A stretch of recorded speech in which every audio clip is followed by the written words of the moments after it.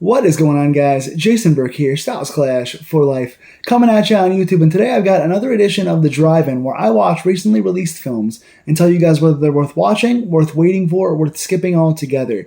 Today I'm looking into another kind of a smaller studio, kind of high-end indie horror. It has the elevated horror aspects to it. Another Neon movie. So far I found a bunch of interesting, palatable Neon movies that haven't quite crossed over. Haven't gotten enough interest from me story-wise to match their stylistic appeal. And right now, I think Neon might have a new face for the brand, so to speak, because I fell in love with a movie today. Talking about one that I've been looking forward to seeing, only knew it was coming out a few months ago, caught my attention because of the cast, and here we are talking about 2025's Together. I've seen a lot of promo stuff for this one. Obviously, Alison Brie and Dave Franco are married. They love working together. They have good personal chemistry. So let's see how they work together in this kind of body horror. Obviously, I'm going to go no spoilers. It just came out, I think, last week. It's been out for about 10 days now. So I'm not going to spoil anything. But obviously in the trailer, you can tell that it is very much a separation anxiety, codependency, couple kind of body horror. You know that it is a toxic couple dynamic and a body horror element to it. And that's in the trailer and that's in all the promo stuff. So I'm not giving anything away there. But let's try and talk about this spoiler-free because I want all of you guys to go see it. Together is written and directed by Michael Shanks, and I've never seen a Michael Shanks picture before, but best believe I am going back to watch his old stuff now. I think he had a TV show episode, a short film, and one or two full-length directorial movies. I'm going to go back and watch his stuff now. Michael Shanks wrote and directed this. It is starring Alison Brie as Millie and Dave Franco as Tim. And basically, this couple, how do I explain this without giving anything away? Early on, you find out that this couple is making a move together because Millie has accepted a new job in a new area. So this couple is basically about to move away for Millie's job and kind of become more dependent on each other, while at the same time you sense a lot of tension inside the couple and a lot of razzing from Tim's friends about Tim being too dependent and giving up parts of himself for the relationship. So early on, you see both positives and negatives to the connection of Millie and Tim. And obviously a movie like this, where it is mostly two characters and their dynamic trying to carry the film, they have to be two good actors with very good personal chemistry. And obviously Alison Brie and Dave Franco, once again married, have that chemistry and have that relationship that is shown off early in the film. They go ahead and move to a new place, and this house has a cavernous almost underground cave right next to their house that has some interesting trappings. And also at the same time, they live in a really big, gigantic, interesting house that has a lot of space, and things start to seem a little bit unique. As soon as they move into this place, it does not quite make for the spacious, peaceful, palatial area they hope for.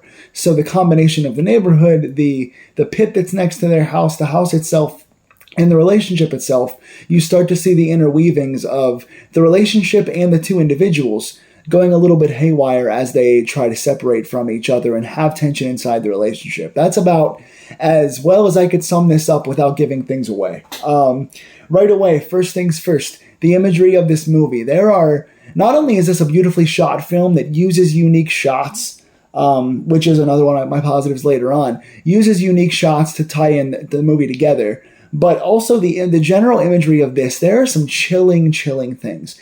The movie opens up right away with some stuff where you don't know what the heck is going on. You just see really dangerous looking things and really dark lighting and dark sounds.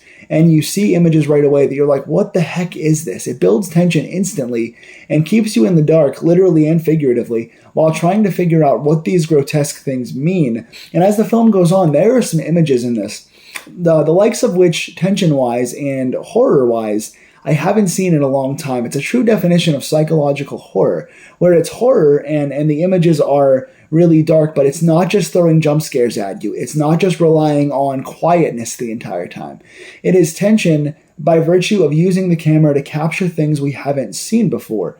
And not only is that in the sense of like gore or things that are different on screen, but you see the way they use body horror in this, which is my next positive, is it's a throwback to Cronenberg, right? Anytime we talk about horror on this channel, I mention David Cronenberg because he is the godfather of body horror. The 70s were all about Cronenberg. And most modern body horror now has become kind of a transmission or a passing of souls or a possession or a passing from killer to killer or person to person.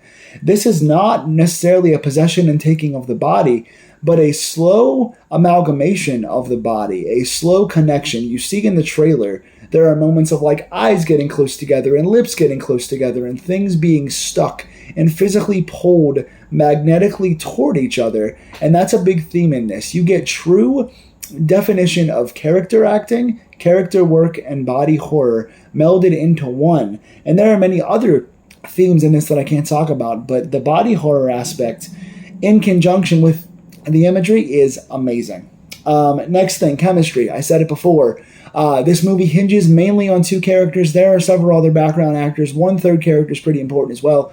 But it's mainly Alison Brie and Dave Franco, and they're phenomenal. They're phenomenal by themselves. They're great together. They're great trying to separate. They're great trying to pull each other together. They're just so good in this, and they're going to have you enthralled the entire time. This ran an hour and 42, and usually that's right about the good point. To me, like anywhere from an hour and a half to an hour and 50, I feel is a really good amount for this. These kind of things, body horror movies, character-based movies, and Neon too, Neon in general, much like A24, oftentimes relies on slow pacing and ambiance to do the job. And some parts of that work and some parts don't. This relied on ambiance and character to do the job, but it told the story at a great pace. The pacing in this and the chemistry in this is part of why it worked. So well done. Tension. Like I said, there's tension in this from the character of movement, like the way the actors move. Because again, these two actors, we know they're phenomenal. The acting in the entire thing is great. But the movement of the actors, that helps build the tension. They have to physically move and do things with their bodies and really rely on core strength and positioning of things to really make things work. There are certain things to make the images so chilling and build the tension. It's not just quiet jump scare. It is quiet moments, but told in facial expressions, told in use of body parts, told in use of magnetic push and pull, told in kinesthetic intelligence. Both actors have to do things and call upon their physical economy of movement that makes them stand out and really aids to the acting and tension of this movie. Next thing, unique shots. I talked about it already with some of the really darker shots, but also in the transitions. They use these transitions, one for chilling imagery, another for really unique shots where things go upside down, or they might pass through a certain thing, or there's a shot where there's two frames in the same shot, where there's one character here and one character here, dividing the screen, or there's one set of lighting here and one set of lighting here, dividing a room, or there's long tracking shots where you sit on a wide shot of a hallway, or you go from one character's back to the other character's back. They transition in this so smoothly, and that's a combination of good cinematography and good editing, because they tell a story without even having to be talking or emoting. It's sometimes, again, just the window, just the lighting, just the back, just the sound, just the positioning of the body. They do the editing and cinematography so well in this. And even the unique shots leads to my next positive. There's a little bit of comedy, and it's weird that it's kind of backloaded. You don't get any comedy until about the third act, and it comes really briefly. It's like two scenes, really, where the comedy is, but it's still genuinely funny. I was in a small theater, and a lot of us laughed out loud for certain parts, and it feels a little out of place. I almost would have preferred no comedy in this because the subject matter is so serious and so leveled and layered, but the comedy they do use is genuinely funny, and that goes down again to chemistry and delivery of the actors' lines, but they use those unique shots to set it up. So the amount of comedy and the shot setting up the comedy, both were positives. Locations, the house they're in, this big old giant cabin, the house on the end of the street they use later. They use this, there's a layer that's like a big cave that's damp and wet and gross and dirty.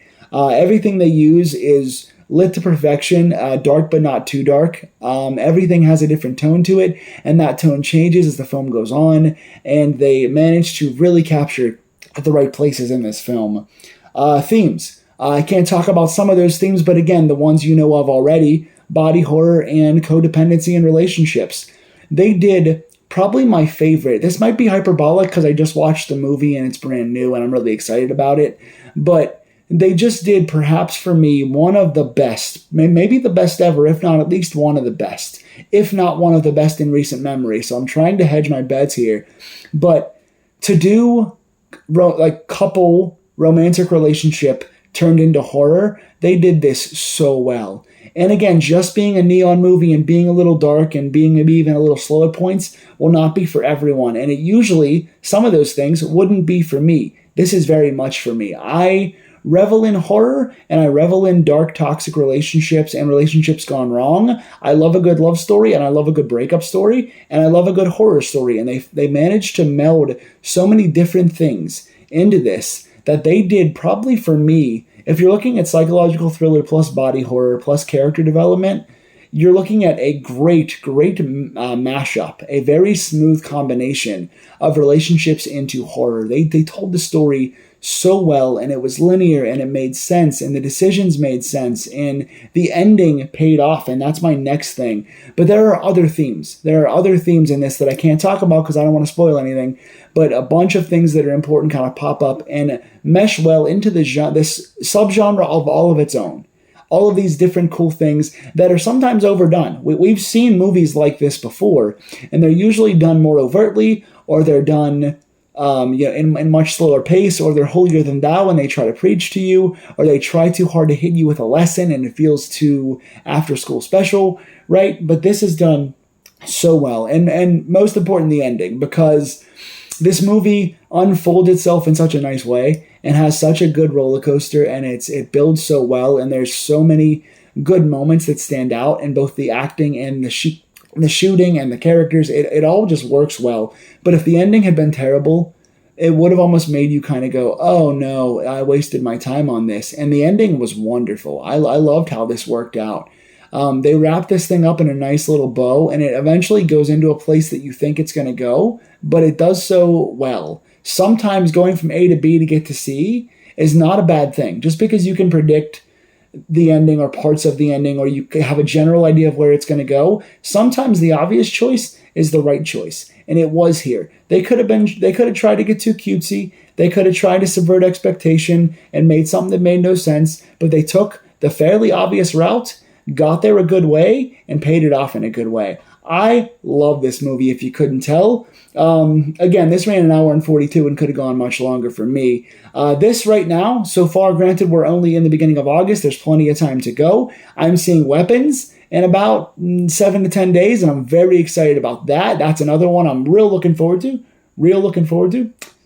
Anyway, Together is my #1 horror film so far of 2025, and the best neon movie that I can recall ever seeing. Now, I might be forgetting about which company is which, but I love this movie. 8.5 out of 10 for me. If you haven't noticed, again, all the things I talked about were all positives. I can't think of an obvious negative. Yes, I could sit here and nitpick. I could look at certain decisions. I could look at parts of the ending, but I think for me, everything just aligned. I could obviously find things to tear apart, but I don't want to. I enjoyed the movie. I enjoyed the characters and the acting and the pacing and the themes and the way it was shot and the coloring and the locations and the editing and the effects. I enjoyed all of it. So why sit here and try to find point deductions? I'm not going to give it a 10 because I don't believe in 10s. Nothing is perfect. Even a 9, I could go as high as a 9. I could be convinced. But for the sake of the review, I'm going to say 8.5 out of 10, and I'm willing to go higher. I enjoyed this so much. Best horror film of the year for me personally. If you've seen it, please tell me in the comments down below what you think of it. Now, if you have not seen it, I highly recommend you go check it out. It's not going to be for everyone. It is a neon movie. If you don't like these actors or you don't like this theme, you might not like this movie. But I do. I love it. And I want to talk about it. So if you guys want to talk more about it in the comments, if you want to talk spoilers, you want to see me do a spoiler video or cover anything else, please come back and check out my channel. Please like, share, and subscribe. These movie deep dives. I'll be coming back to you guys tomorrow with a Steeler review, next week with a Weapons review, and I got many more things coming. So stay tuned, stay scared, and see you guys soon.